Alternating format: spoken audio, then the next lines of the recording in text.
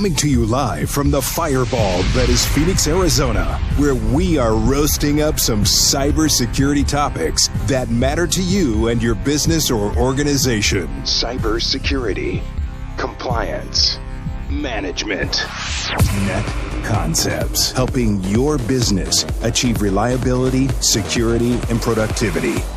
And now, your host of Net Concepts, Aaron Wagner.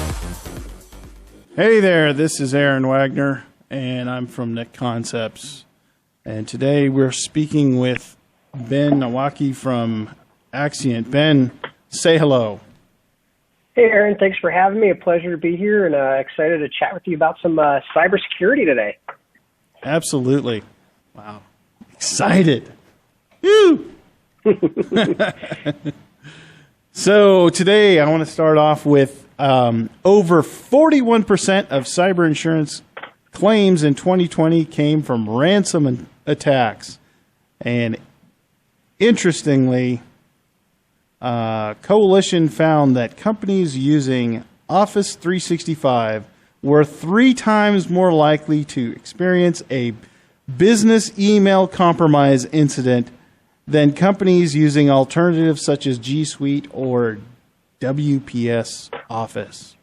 And of course, like we said when we were offline, I believe that has more to do with market share than anything else. But Ben, why don't you give me your take? Yeah, it's an interesting stat. 41% of ransomware attacks resulting from this.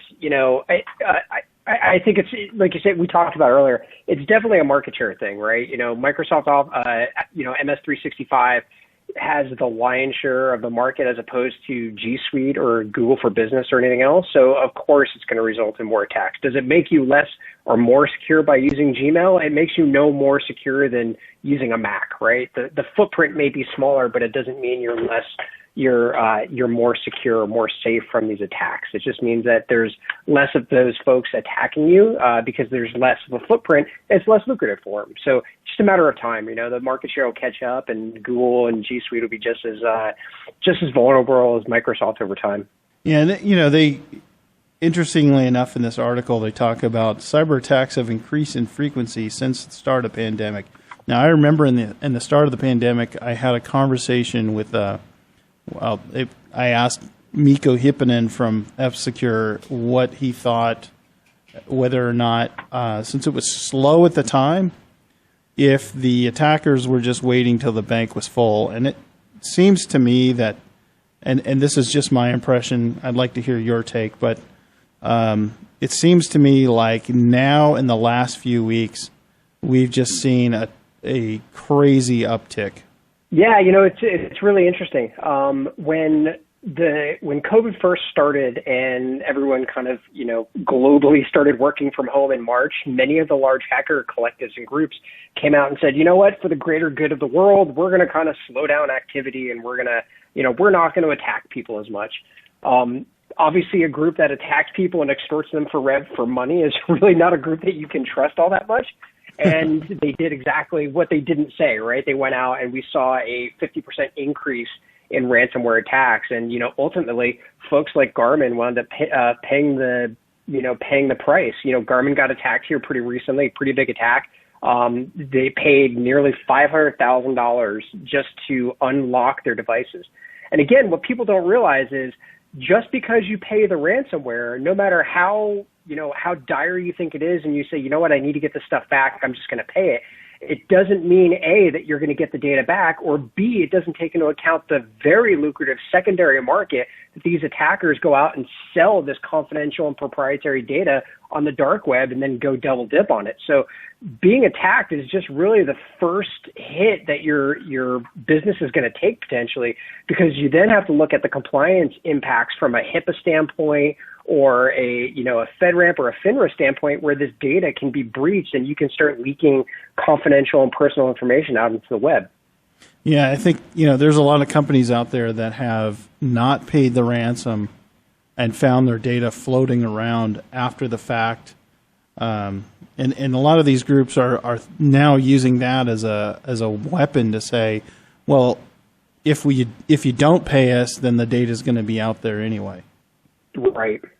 And if you do pay us, the data is going to be out there anyway. Yeah, exactly.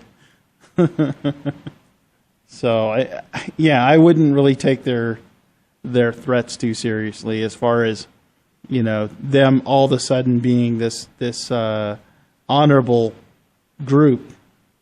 No, not at all. And this is why when I talk to folks about security and cybersecurity, and they say, well, how do I make myself defensible, and how do I stop these attacks? And I tell everyone, you can't treat this as if you're going to stop it. You need to treat it as if it's going to happen. And what can you do to either elongate the time when it does happen, or notice it quickly when it does happen? So, we talk about dwell time, and dwell time is that time that a bad actor is on your network, poking around, looking around. Mm-hmm. How do you reduce that dwell time to as short of a period as possible to eliminate or reduce as much of the impact as you can?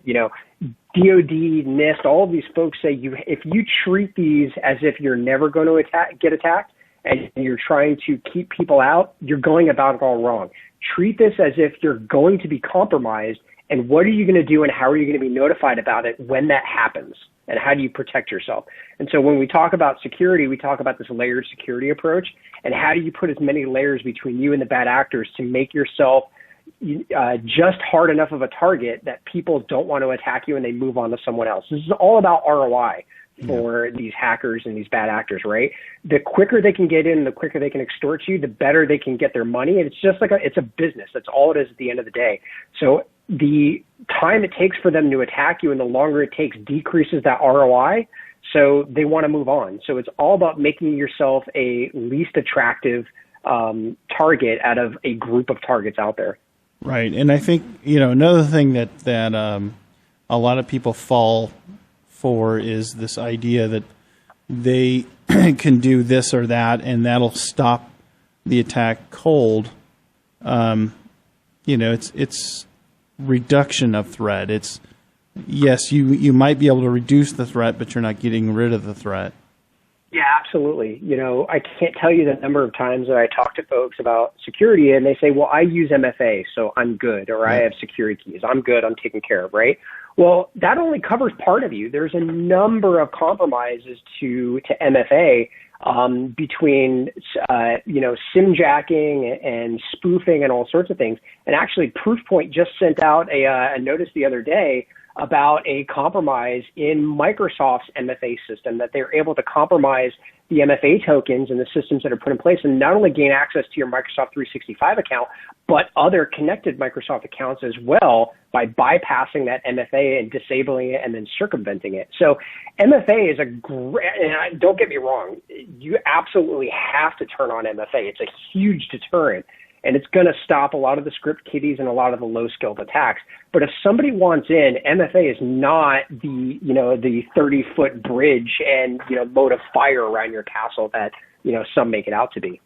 Yeah, and I also posted on my timeline a article, what's his name? Kevin, I want to say it's Kitnick or something like that. It's this famous hacker that demonstrated how he could go around MFA just by using a phishing email. Because once you've captured a session, it's done deal. Exactly. Once you're in there, and it's not just MFA is great in protecting you from the outside, but you also have to be thinking about internal bad actors, right? True. Being compromised internally. Tesla, great article recently, I'm sure it was in the news, everyone's heard about it, where a Russian hacker actually came over to the United States and tried to pay off a engineer, an internal employee, $1 million just to plant a ransomware attack in the Tesla network, because then the ROI for them was so high that they actually risked coming to the United States, meeting with this person in person, and offering him $1 million just to do this. And now, gratefully, that person went to the FBI, and because this person was in the United States, they were able to arrest them and stop this. But this shows that, the business that is ransomware and hacking in the modern world of 2020, with everything else that people have to think about that's going on in the world. Yeah, and I think that brings up another point too. Is that the H-1B visa program where they're putting all of these. Well, the majority of visitors who are working in the United States are from India and China, and it's somewhere in the order of 80%. So then you put those people in places like Google, Microsoft, and all the rest of them, and it spells disaster at times. I mean, that attack that was done on Cisco from that employee that was on an H-1B visa, and he wiped out thousands of accounts, killed a bunch of VMs. I mean, it was devastating for Cisco. Yeah, I mean, even, going back and taking a simpler approach, I was talking to a partner a few weeks ago that had a disgruntled employee walk into their data center, into their server closet, and take a sledgehammer to their equipment, So, yeah, exactly. It kind of goes all over the place where, you have to be protected from the external threat, but you also have to be looking at this as if there's bad people internally as well that are going to do you harm. And you don't want to be paranoid about it, and you don't want to be second guessing your employees or your team or anything like that. But you also have to be realistic in saying that not everyone has the best of intentions all the time. And people do get angry, and they do make mistakes, and they do things that, in the heat of the moment. And so how do you protect yourself from all of these different, attacks? And, you're really being attacked from all over the place. So that's why when we look at things like, Microsoft 365 backup or G Suite backup, those things are in place for a reason. Microsoft in their terms of service specifically says, hey, we don't back up your data. So if you lose something, it's gone, right? And so people think, oh, well, I have journaling turned on, right? And I have journaling and archiving turned on in my Microsoft account, and therefore everything's backed up there and I'm fine. Well, yeah, but what happens if somebody gets access to that journal mailbox? Now all of your data is leaked, right? So you've aggregated all of your data into a single point, and now that's an easy target for somebody to go after and compromise, and it's a very lucrative target. And I've seen many times, and I think that it's important to mention that not all data loss is intentional or malicious. I mean, you can have a lot of incidences where an employee just deletes a folder for because they think that's what they needed to do. Right. Yeah. How many times have you dealt with, phone calls where somebody says, well, I was trying to free up space on my laptop and I deleted this file and now I can't boot it on or turn it on or anything like that, Yeah. So I also included this article that had a great 6 reasons why Office 365 backup is critical. And the number one thing just happens to be accidental deletion. If you delete a user, whether or not you meant to or not, that deletion is replaced across the network. A backup can restore that user, and that could be data. So, it could be an Active Directory user that you accidentally deleted. It could be any number of things. And like I said, not always malicious. Yeah, absolutely. If you think about, just from an HR standpoint, and I've dealt with this on a number of occasions where, an employee is not angry. They've put in their 2 weeks notice and they've left the company. And then at the end of the 2 weeks, somebody in IT offboards that person. And part of that process is either reassigning the mailbox or just turning it off. And some organizations who are being very cost conscious will just say, you know what, that we don't want to save that user or deactivate them, even though, we just get rid of it, right? Let's keep the process simple. We'll just delete that user. Yeah. And then 2 months down the line, you realize, oh crap, they had the only copy of such and such document and we needed that. And so now what do you do, right? And then number 2 is retention policy and gaps and confusion. So Office 365 retention policies are hard to keep up with, let alone manage. And this is the thing about OneDrive. I think their backup or their ransomware protection, I think is only like 60 days, right? Right. So if you find out 180 days later that somebody deleted something, whoops. Yeah, and then if you think about those areas of compliance, right, when you start getting into finance and FINRA and SEC compliance, some of those require a 7-year retention policy, right? So how do you do that cost effectively and easily across the board where you have that critical data being backed up for that period of time in an immutable way that can't be deleted, where a mistake can't happen? And of course, number 3 is internal security threats, which we've discussed. Number 4 is external security threats, so obviously the bad actors. And then you covered number 5, which is the legal and compliance requirements. And number 6 is managing hybrid email deployments and migrations to Office 365. But I think if we go back to the opening article, which talks about you being 3 times more likely 3 times more likely to experience a business email compromise.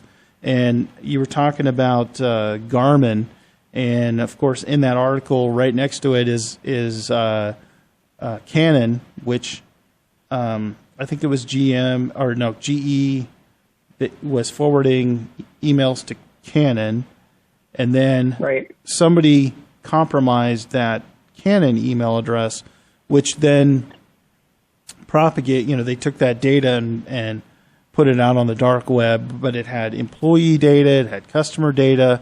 They just used it for anything and everything. And obviously, if you can back up email, you don't need to retain it in the box for 1-2 years. You could get rid of it. Right. That reduces your threat. Right. There's a difference between having those, retention requirements in Microsoft where, somebody gets a compromise in a Microsoft, now everybody who's using it is compromised, versus offboarding that and putting it into a either third-party solution or a cold storage style solution where you still can meet those retention requirements and the mandatory compliance mandates, and yet do it in a secure manner.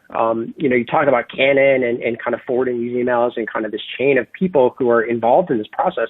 One of the things that keeps me up at night thinking about how to solve this problem is MSPs are continuing to become points of aggregation, right? And so, if you can compromise an MSP through something like, getting access to IT glue or something similar to a password manager, or compromise a user, you have access to every business that MSP manages. Right. And so who's the easier target? Who's the more lucrative target to go after, an individual business or an MSP? Right. And so how do MSPs protect themselves and make sure that thusly all of the people in their chain are protected as well? And so for MSPs, it's really your responsibility and our, from a vendor standpoint, our responsibility to help MSPs take up that charge of security and make sure it's at the forefront of every conversation and everything that they're thinking about on a daily basis. I think of it this way, is that I have to set an example. I lead by doing, not by telling. And if I do all the things that I'm trying to get my customers and my users to do, and if I do it myself, then number one, a wider range of my customers are protected, and I'm setting a good example. Right, and often they'll say, "Hey, that's a cool tool you're using. I didn't even know something like that existed. How do we get access to something like that?" And so then that security message continues to push down. Yes, and absolutely. When coworkers say to me, "Oh, I can't remember my password," the first thing out of my mouth is, "Well, you might want to get a password manager or something, to manage all those passwords, because nobody's going to remember." Hundreds of passwords. Sorry.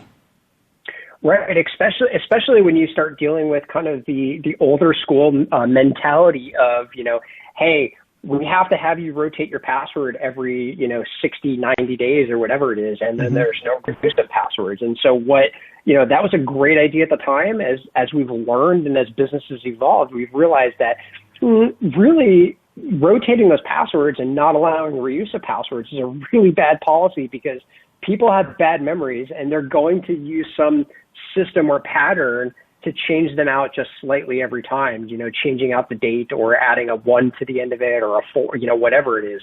And so now, we've again taken a second look at it and saying, okay, well, really the best philosophy is to get a password manager and not reuse passwords anywhere. And so making sure that people are putting those from the simple standpoint of password managers and, disk encryption and things like that from a local level, all the way up to the more complicated solutions like, backup and disaster recovery and mailbox backups and then secure file sharing and things like that.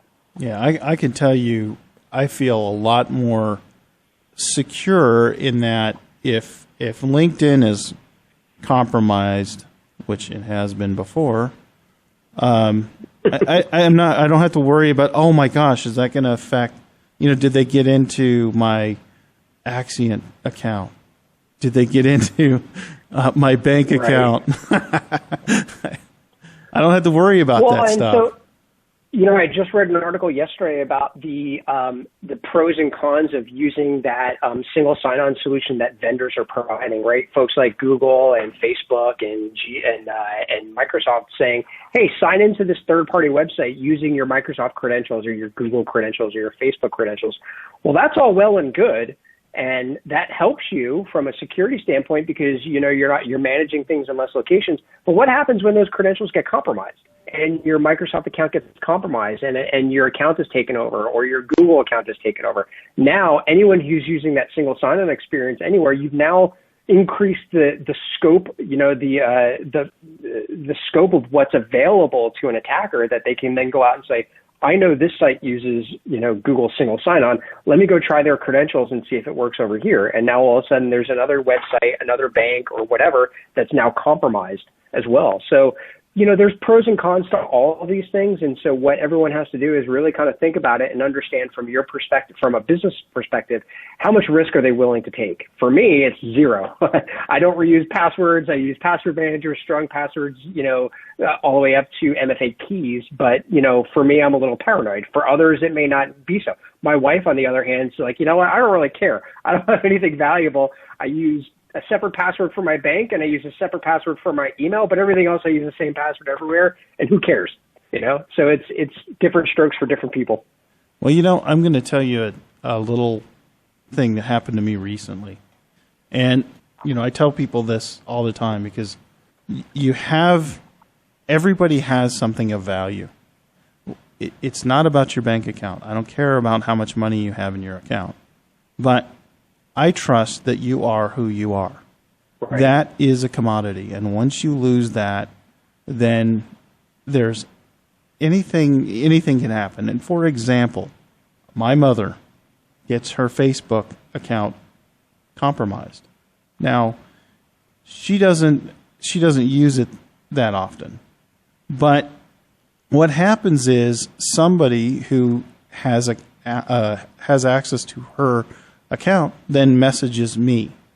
So I had to call her back and say, look, I've asked you to use a password manager, and I told you that for the rest of your life, me being your son puts you at higher risk, and that anytime you get compromised like that, I'm the next person down the line. They want access to my stuff. So they're going to look for any weak spot, and in their mind, because you're my mother or older, you're a target. And that's just the way that goes. It's unfortunate, but those people are not moral people out there. They don't care about we don't want to do that kind of thing because it's unethical. They don't care. Right. There's a reason, social engineering attacks are deployed so widely in general attacks against companies and ransomware attacks is because they are so successful. You're absolutely right. If you can compromise somebody's identity, then what can you trust really at the end of the day? You trust that somebody sending you a message is really who it is on the other end. But if you can't trust that, then really everything else after that breaks down. And I think I want to add one other thing to this part of the social engineering idea. So I recently went through an interview. Now, if you think of this issue with TikTok. So, and you think, okay, well, I don't use TikTok, or, who cares if China collects data on me? I'm living in the United States. Well, TikTok isn't just one application. So they also have a huge market share in mobile gaming. They have DJI copters, who they just gave to the law enforcement.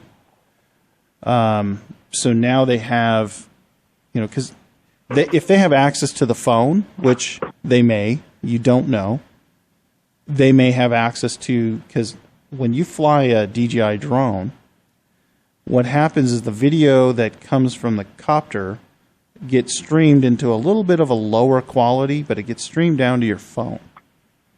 So now if something were to happen that would be emotionally charging to a population, China now has the ability to take that information and use it against their enemies. They also have, the more hands they have in the pie, so to speak, the more they can, when they target you, they have more resources to go after you. And you have to look at it as that's exactly the same thing when it comes to these attackers. The more information they can collect about you, maybe not about you directly, but a relative, a friend, an old colleague, it doesn't really matter. The more information they can collect, the more of a model they can draw of you, and if you're the target, or if somebody who's related to you is the target, it makes it easier for them to go after them in a more targeted way. Right. It's like the saying goes, if you can't figure out what's for sale, it's probably you, right? Exactly. There's nothing free in the world, and any of these services, they're collecting massive amounts of data about everybody. So it's definitely something that folks need to be cognizant of, and especially when you extend that out and say, oh, well, and this is where it really starts affecting businesses as well, is when you have these applications installed on a personal device, and those personal devices are allowed into a business, and the business does not have a strong BYOD policy.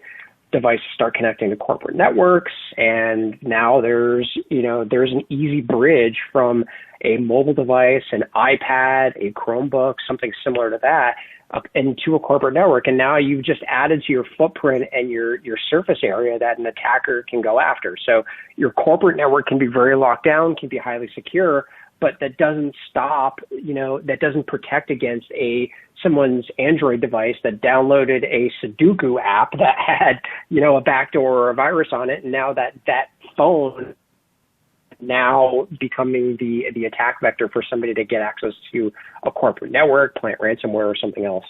Yeah, and I think, it doesn't have to be a obscure app either. It could be something common that you use every day. For example, absolutely, there's a gym that my wife and I belong to, and they wanted to require an app, and I was like, no, I don't want to use the app. Sorry. And it became, you get the looks like, well, what's wrong with you? I mean, come on. But just recently, both parties in this election have an app, and both apps have issues. The Joe Biden app leaked a bunch of political data.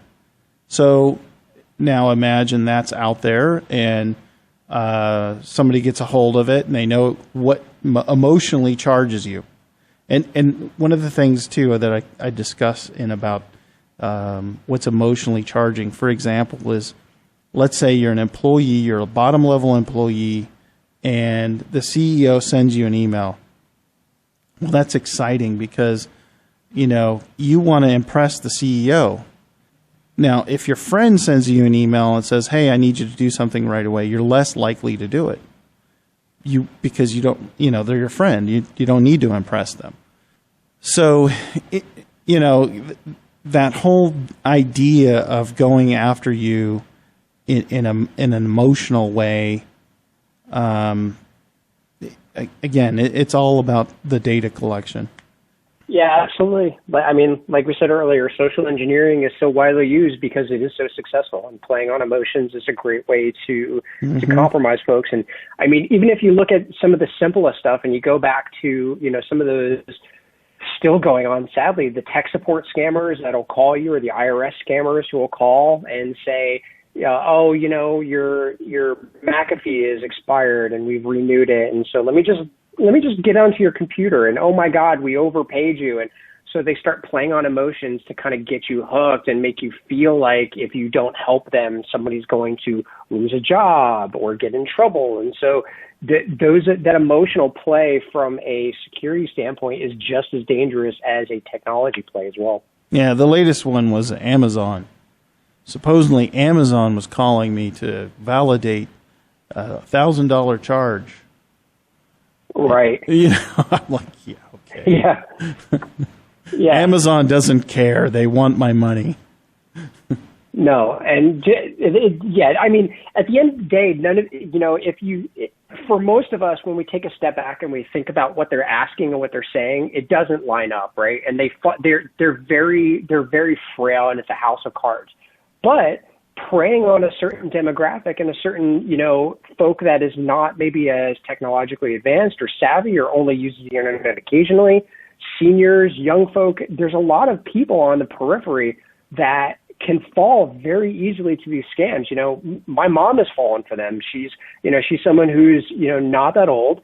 She's used technology. She's grown up with computers. She introduced me to my first computer. So I wouldn't call her, a Luddite by any means, but she's fallen for these scams and has lost money off of them, right? And it's just because she got caught up in things, and it was emotional, and they played on the emotion of the situation less so than the actual facts. And if she had just been able to take a step back and could take a time out and a breather and just really analyze it, she probably would have been able to say, wait a minute, something doesn't smell right here. But at the end of the day, she got caught up in things, and it escalated, and there was no chance to take a breath and take a time out and think about things, and so she got caught up in it.